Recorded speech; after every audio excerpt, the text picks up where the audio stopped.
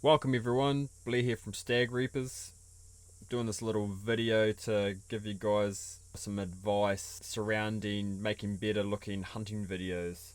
It can be a pretty elaborate and very huge topic. There's plenty to talk about, but for now I'll just do top 3 tips for better looking hunting videos. This will instantly give your videos a better look and feel, more eye-catching, and make your footage pop a lot more than just having standard footage uploaded to YouTube or whatever your platform is.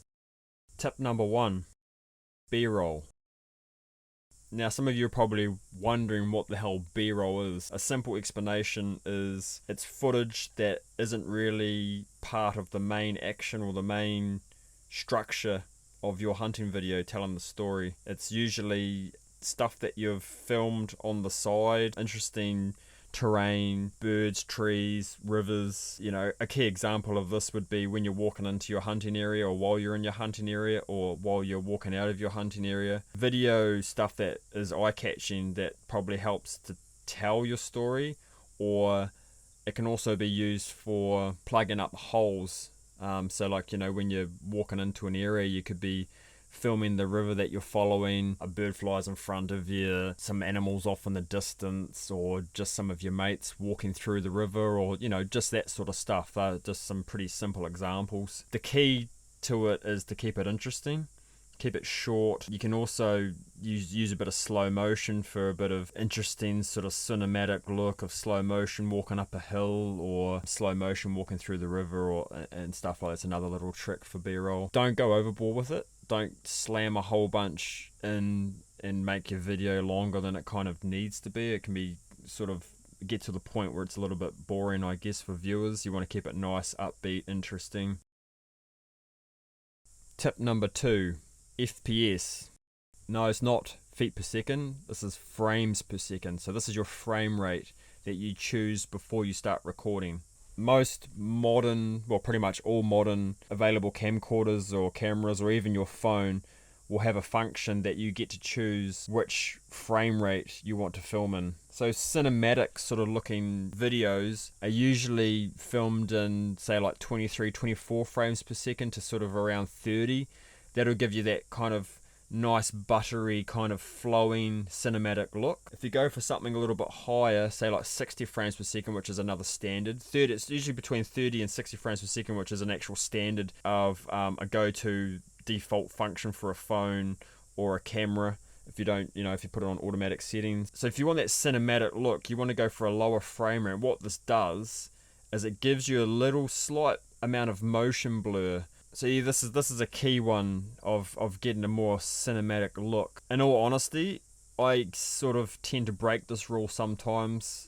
I film in 60 frames per second. The only reason I do this is this gives me a little bit of flexibility on the editing side of things.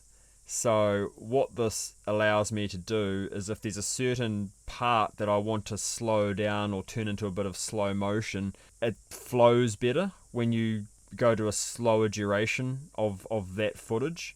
So for an example, someone's walking across the river or up a steep bank, or walks past in front of me while I'm filming. I'll film in 60 frames per second. So what this does is there's more frames chopping along and getting recorded per second. So you think if you slow that footage down, you're getting some more finely smoother chop frames that you can slow down. Whereas if you do 24 frames per second, there's not as many, so you'll slow it down and it'll be a little bit stuttering, a little bit choppy, if that makes any sense. Tip 3, color grading. So this one's pretty self-explanatory. You're gonna grade the color content and the look of your hunting video. So this can potentially be a groundbreaking change for the look of your video. If you look at the likes of, you know, Steve Rinella, Meat Eater, even like the Hunter's Journal, they do an awesome, very, very cool looking, gritty color grading on their footage, and it works, you know. For me personally, I like a lot of contrast. So contrast is between the highlights and the shadows. So color grading involves saturation of color, adjusting highlights, shadows, vibrance. There's a lot that goes into color grading, and again, this is a subject that could, you know, I could spend a long time explaining the ins and outs of it, but just for now, take it as another awesome tool in your editing that you can make so much more of a visual impact by doing some basic color grading. So yeah, so that'll about do it. Keep these videos short and sharp. If you enjoyed this video, yeah, just give us a thumbs up and let me know that you liked it. And also, if there's any other subjects you would like me to cover, there's a lot to cover. There's plenty to talk about. Drop me a comment, let me know what subjects you'd be more interested in. If you've got any questions, you can get in contact with me via my social media. Instagram's probably the better one, but also down in the comments on my YouTube videos. And yeah, hope this really helps you out, guys, and keen to see some of your videos in the future. Cheers.